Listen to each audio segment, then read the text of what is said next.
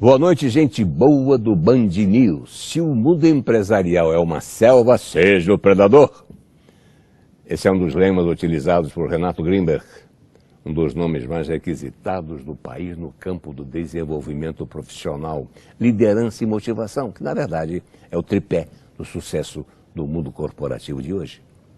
Em suas palestras, workshops e best-sellers, Renato ensina os executivos a sobreviver e avançar nessa selva cada vez mais competitiva, desenvolvendo a estratégia do olho do tigre para ser o profissional que toda empresa deseja ter em sua equipe. E é com ele. Nós vamos conversar nestes dois pontos, olho no olho, mas olho no tigre, olho na Band News. Boa noite. Boa noite, Renato Grinberg. Boa noite, é um prazer estar aqui. O executivo brasileiro em geral, está preparado para as pesadas exigências do mundo corporativo de hoje? Com certeza. O executivo brasileiro é um dos mais bem preparados do mundo. E a gente está mostrando que nós agora não somos só mais importando empresas, estamos exportando empresas, né? O nosso famoso jeitinho brasileiro foi traduzido em flexibilidade, em adaptabilidade, características fundamentais para o sucesso no mundo corporativo. Como é que se procura esse sucesso para o empreendedor, para o executivo hoje? Também, um dos pontos de sucesso no mundo dos negócios é ter resiliência. E o olho de tigre, que a gente vai falar um pouco mais depois, tem muito a ver com a resiliência. Então, o empreendedor, o executivo, eu brinco muito assim, tem que saber engolir sapo. A gente tem uma noção errada de que o grande empresário, o grande presidente da empresa, nunca engoliu sapo. Não, esse engoliu mais do que todo mundo. Só que como é que ele fazia? Tranquilamente, pelas pernas, depois da cabeça e terminava. Mas, Renato, qual é o perfil do executivo que as grandes empresas buscam hoje? Bom, algumas coisas são básicas para todo executivo. Liderança é o número 1. Porque você pode desenvolver a parte técnica, você pode ensinar uma pessoa a analisar um balanço, a fazer um plano de marketing, mas o que vai fazer a empresa ter uma gestão contínua e bem-sucedida é a liderança dela. E esse tema é cada vez mais discutido, não só nas empresas, nas escolas de negócio e na vida, né? A gente vê o impacto da liderança no governo, como muda um governo para outro se faz uma liderança bem-sucedida, né? Mas, Renato Grinberg, como eu já ouvi dizer, que estar desempregado, paradoxalmente, é um fator que pesa contra um executivo que procura uma colocação? É verdade. As grandes consultorias de hunting querem o executivo que não quer sair da empresa, porque esses são os melhores, né? A gente até brinca assim, o livro mais vendido é o livro best-seller. Aquilo que é notícia já está em toda a mídia. Então, é um pouco isso. Agora, quem está fora do mercado tem um monte de estratégias para se recolocar, não pode desanimar.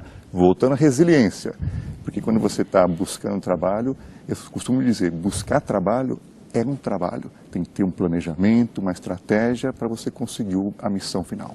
Quanto tempo você ficou nos Estados Unidos? Eu fiquei 8 anos nos Estados Unidos, em Los Angeles, na Califórnia. Mas você estudou também na Harvard? Eu estudei na USC, fiz o MBA, depois também em marketing na UCLA e fiz um curso de liderança, Best Practice, né, as melhores práticas na Harvard, onde eu tive aula com John Kotler, gente assim, de um nível absurdo. Você chegou de volta ao Brasil no ano de... 2006.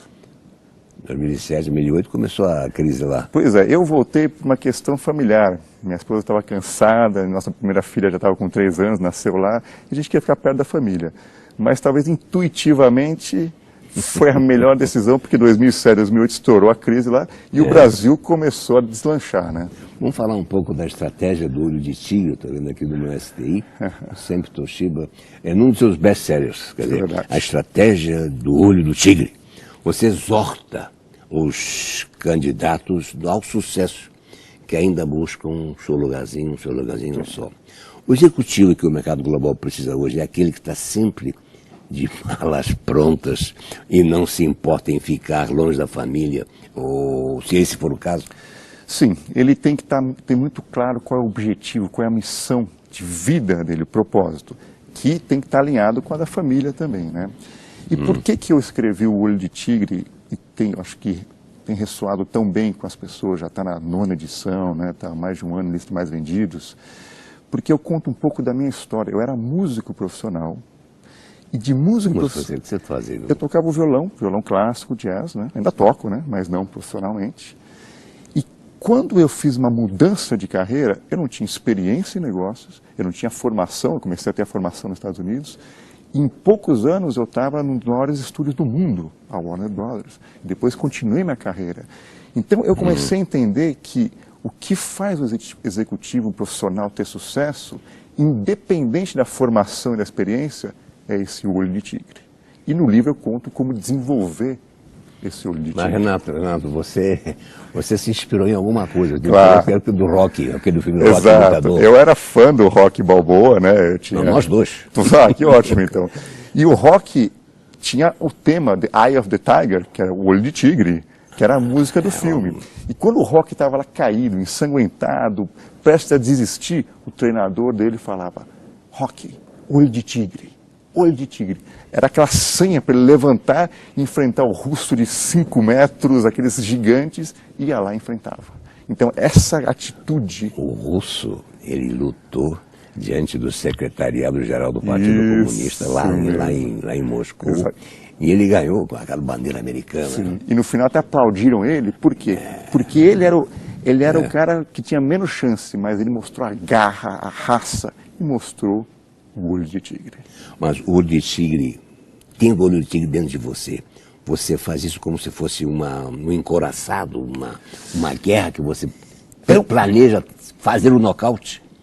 Esse olho de tigre? É uma guerra, mas as pessoas às vezes confundem. Não tem nada a ver com ser agressivo no sentido de desleal, antiético, nada disso.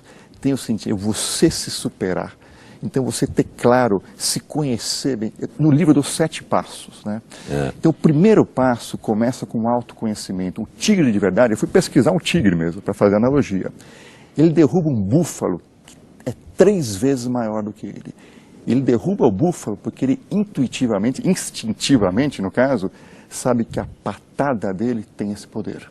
Se ele não soubesse disso, ele nem enfrentava o búfalo. Mas, Renato, você ainda hoje usa muito olho de tigre? Todos os dias. Todos os dias. Ontem eu fiquei até às 11 da noite com o olho de tigre pensando em como resolver alguns problemas. Qual a diferença de trabalhar nos Estados Unidos e no Brasil? Olha, tudo tem prós e contras, né? Mas uma coisa que os Estados Unidos, eu amo meu país, estou aqui, sou patriota, mas que os Estados Unidos está mais avançado que o Brasil é na eficiência, né? Então, o Brasil ainda tem muitas ineficiências que geram o quê? Até mais tempo perdido no trabalho. É normal que a gente saia do trabalho aqui 8 da noite, às vezes 9, e nem sempre é porque você está produzindo, às vezes é porque tem tantas ineficiências que acaba produzindo isso. Já senti isso na pele? Muito. E foi um choque quando eu voltei, né? Questão de horário. A reunião está marcada 10 horas. Para nós, 10 horas é 10h10, 10h15. Isso, aí depois 11 horas, 11h15, 11h30. Então vai encavalando, né? Quando você pede um orçamento, lá, na Califórnia, nos Estados Unidos. Pois é, você pede um orçamento de serviço, em 2 horas, a 4 horas, está no teu e-mail, tudo direitinho, pronto, só apertar o botão para pagar. Aqui, muitas vezes, olha, e não só em trabalho, em casa, né, que você pede uma coisa, o cara não manda orçamento, você tem que ligar para ele, puxa, me manda orçamento. Por favor. Olha, eu quero te dar trabalho, eu quero te dar dinheiro. E tem que cobrar o cara. Mas eu imagino que a estratégia valha, estou vendo aqui pelo meu STI, não para uma carreira dentro de uma multinacional, como para os candidatos a empreendedor. Sem dúvida. Né? Começando por um pequeno negócio. É isso mesmo, Renato? É isso mesmo. Eu tenho feito palestras para pequenos empresários, empreendedores novos, porque o espírito é o mesmo. Dentro da empresa também você tem que ter uma mente de empreendedor, porque você tem que pensar como dono. Empresa em que o empregado pensa como empregado não dá certo. Então, você como empreendedor tem que pensar, olha, não adianta eu pensar que eu vou ter fim de semana na praia enquanto meus empregados estão trabalhando. Aquele velho ditado que o olho do dono engorda o gado é real, então você tem que estar lá envolvido. Agora, você tem que se preparar, você tem que saber as estratégias que você vai usar para entrar no mercado, tem que entender o que o cliente quer. O erro mais comum do empreendedor que está começando? Ele faz o que ele quer, não o que o mercado quer. Então ele vai fazer uma loja de roupa, ele põe na loja todas as roupas que ele gosta. Mas não é às vezes que o mercado quer, o que o cliente dele quer. E o que acontece não dá certo. Quando a pessoa entende o que o outro quer, independente do que ele queira, aí ele tem chance de ser bem sucedido. Então a pergunta é a seguinte: quantos nãos uma pessoa deve aprender a receber e a processar antes de desistir ou imaginar um outro caminho? 2.500. Esse é o número. O que é 2.500? 2.500 nãos. Estou brincando aqui com o valor, né? Mas o ponto é, não para você tem que soar que nem passa o sal. Tomou não, vai para frente. Tomou não, vai para frente. Quanto mais rápido você engolir, como eu falei no começo, esse sapo do não, mais resiliente você está, mais rápido você chega no sim. Mas você não desanima às vezes com o não? Aí que tem que ter olho de tigre. Porque você vai tomar não. As pessoas veem, o Renato palestrante, autor best-seller, empresário. Quantos não? O Salomão Schwartzman, figura, personalidade da TV brasileira. Quantos não você tomou, Salomão? Eu posso contar o primeiro. Pois é, então me diga. Eu tinha 20 e alguma coisa, quando eu, pretensioso, levei umas crônicas para um escritor, para uma pessoa ler. Ele me disse, mas você está longe de ser um Pongette. Henrique Pongette, que era uma sumidade na hora. Ele tinha, mas eu disse, mas ele tem 60 anos, eu tenho 20, eu estou aprendendo. Não. Mas aí entra o olho de tigre. Quase me. Mas é isso mesmo, é essa a ideia. Né? Renato Grimberg, uma de suas primeiras tarefas no seu primeiro estágio nos Estados Unidos foi colar etiquetas. Pois é. Tá vendo aqui colar etiquetas. Essas tarefas aparentemente menores ensinam alguma coisa? Com certeza, isso é um tópico que eu gosto muito de falar. Porque, veja só, eu era músico, eu já tinha gravado CDs, viajado o mundo inteiro, toquei com o Paulinho Nogueira e tal. Então eu tinha, obviamente, atingido um certo reconhecimento. Quando eu mudei de carreira, nos Estados Unidos, comecei do zero. E quando eu fui no primeiro trabalho, né, nesse estágio, que eu fiquei todo contente, falei com minha esposa, puxa, consegui um estágio, agora vai começar, né, vamos vencer aqui na América, né. E a diretora de marketing fala, esse aqui é o teu projeto, né, colar essas etiquetas. Eu pensei que era brincadeira. Eu, não, é isso mesmo. Salomão, eu voltei para casa derrubado. E com uma vontade de não voltar mais lá. Mas aí o olho de tigre começou a aparecer. Porque eu falei, aquilo pode ser a grande oportunidade para eu entrar nesse mercado. Então vamos ser humildes, vamos enxergar isso não como colar etiqueta, como uma grande oportunidade para eu entrar nesse mercado americano, na indústria de entretenimento, de mídia. E, como o americano fala, long story short, quer dizer, uma longa história curta, 3 anos depois eu estava no maior grupo de mídia do mundo, que é a Time Warner, dentro do estúdio da Warner Bros. Renato, você tá colando etiqueta. Você não desabafava com o seu violão? Muito, né? Voltava para cá. E dava saudade, né? Começava a tocar o violão. Falei, puxa, o que eu estou fazendo aqui, né? Mas aí que eu falei no começo da nossa entrevista, o propósito. Eu tinha um propósito claro, que eu queria fazer essa mudança, que eu queria ter sucesso nessa mudança. E aí, claro que não foi fácil. A minha esposa, a Dani, sempre comigo, dando apoio, ouviu eu reclamando e querendo falar, não vai dar certo. E ela sempre lá, vai dar certo, vai dar certo. Isso foi fundamental. Renato, qual é o nome, o dano causado pela síndrome que você chama de não sou pago para isso? Essa é a famosa não sou pago para síndrome, colar etiqueta. Que é muito particular da nossa cultura brasileira, né? Porque as pessoas têm uma ideia que é o seguinte, eu ganho X, aquilo ali, eu não sou pago para isso. A gente já ouviu isso o tempo todo, né? Só que isso cria um ciclo que só atrapalha a pessoa. Outro dia eu ouvi uma história interessante. O Neymar, quando começou a jogar no Santos, ele ganhava um salário mínimo e um sanduíche por dia. Se ele tivesse com essa cabeça, ele falava, eu ganho tão pouco, não vou fazer gol, não vou jogar bem. Não teria acontecido nada. Então a pessoa, quando fala, tem um projeto novo, tem uma coisa nova para você fazer, abraça isso, porque logo você vai ter a chance de ganhar mais. O Napoleon Hill, dos grandes precursores do desenvolvimento profissional, falava o seguinte, aquele que faz a mais do que é pago, logo será pago a mais do que faz.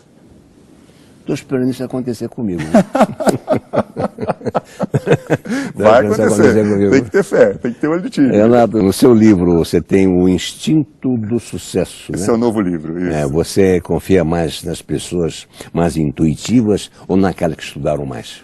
Isso é uma boa pergunta. Eu fiquei 2 anos estudando psicologia evolutiva, neurociência e as teorias do nosso grande Darwin, né?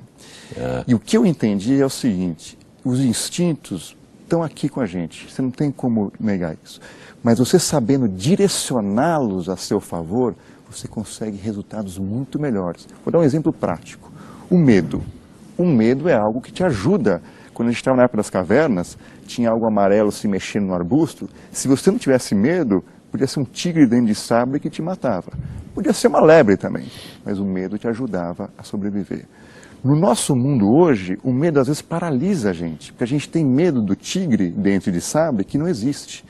Mas se você usar esse medo a seu favor, como? Com cautela, planejamento, preparação, esse medo vira um aliado e te leva à excelência no que você faz. Que tigre, hein? Tem que ter realmente esse olho de tigre. E claro, é um processo. Eu brinco com as pessoas quando eu falo palestra, vocês estão agora no processo para desenvolver o olho de tigre. Mas quando eu sair daqui, tem que continuar. Porque senão você não consegue.